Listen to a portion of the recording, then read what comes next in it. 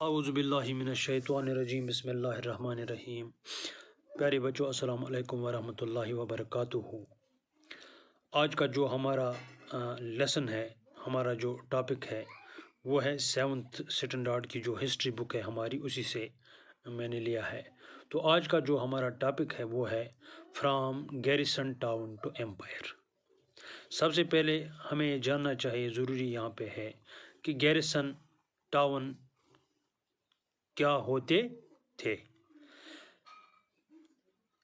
A fortified settlement with soldiers, اسی کو گیریسن town کہتے ہیں۔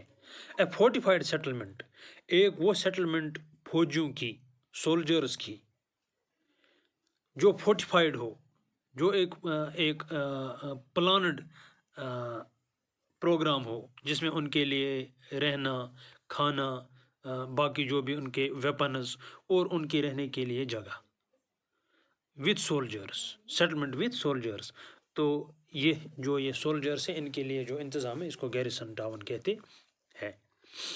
تو اسی کے حوالے سے ہم آج پڑھنے جا رہے ہیں۔ ان دا ارلی 13th سینچری، جو 13th سینچری تھی اس سے پہل the control of the Delhi Sultans rarely went beyond heavily fortified towns occupied by the garrisons۔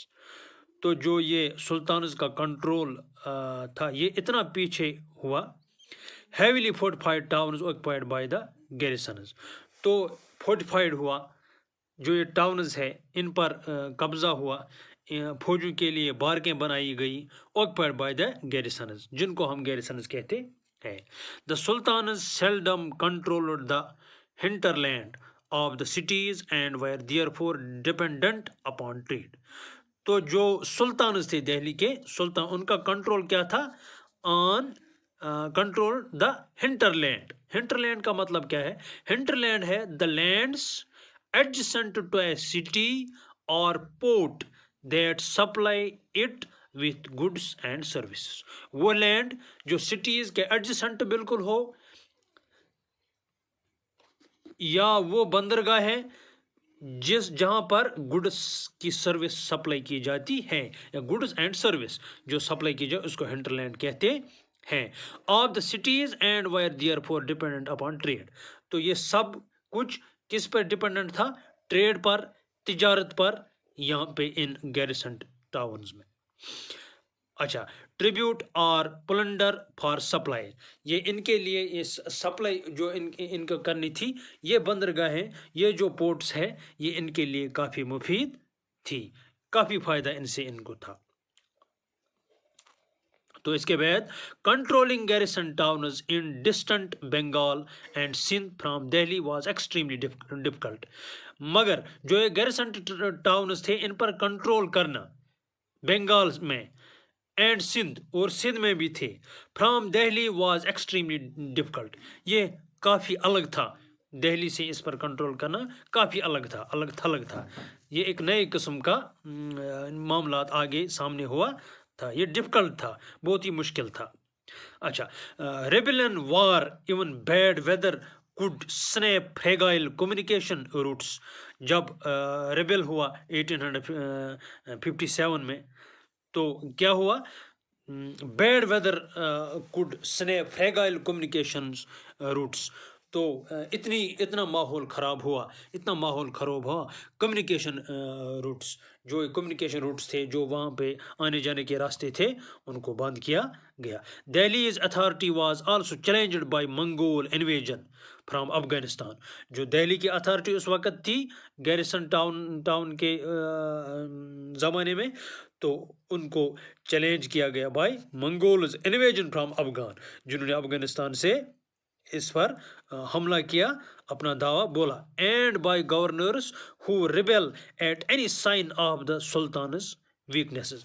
تو جو ان کے گورنرز تھے، افغان کے جو گورنرز تھے، rebel at any sign of the sultan's weakness, جو یہ ان دہلی میں سلطانز کی ویکنیس دیکھتے تھے، یہ اسی طرح سے حملے کرتے تھے، اپنی پالیسیاں بناتے تھے۔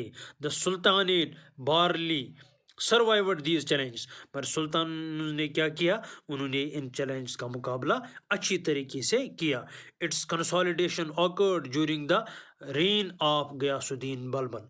तो ये कंसोलिडेशन तक कब पहुंचा, ड्यूरिंग द रेन ऑफ, जब तक गयासुद्दीन बलबन आया. And further expansion under Alauddin Khalji. तो इसमें फिर एक्सपेंड किया गया, ये इनकी जो ये तहरीक थी अलाउद्दीन खलजी भी, जब तक वो भी इसमें शामिल हुआ. एंड मोहम्मद तुगलक, ये तीनों, जिसमें बलबन, जिसमें खलजी एंड जिसमें तुगलक, ये तीनों मिलकर इन्होंने कोशिश की कि जो ये असर था इनका अफगान गवर्नर्स का, ये कम होना चाहिए, ये हम पे हावी नहीं होना चाहिए. The first setup of campaign along the internal frontier. जो इंटरनल फ्रंटियर जो एक अहम टॉपिक है, जो मैं आपको आगे हम पढ़ेंगे.